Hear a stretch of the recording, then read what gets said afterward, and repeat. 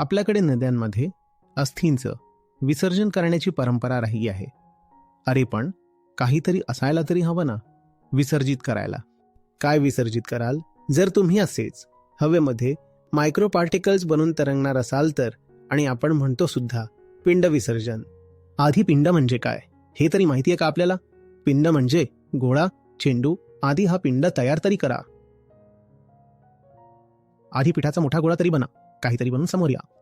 भले मग चांगलं असो किंवा वाईट. हवं तर अर्जुन बना, नाहीतर दुर्योधन. पण निदान काहीतरी बनून समोर तरी या. का प्रथाखालची धूळ बनून राहणार आहात?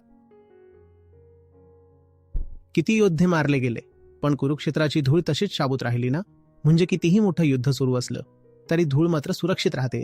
आपल्यापैकी बहुतेक लोकांना धूळ बनून राहण्यात फार समाधान वाटतं आणि ते म्हणतात चालू असेल मोठं युद्ध आमच्यावरून चालू देत, पण आम्हाला काही इजा नाही झाली पाहिजे. कधी पाहिले का धुळीला रक्त सांडताना? याहून बिभत्स आयुष्य कोणाचं असू शकत नाही. जो माणूस मौनाला आपली ढाल बनवतो, जो सज्जनतेच्या आणि सभ्यतेच्या नावाखाली स्वतःचा भित्रेपणा लपवतो,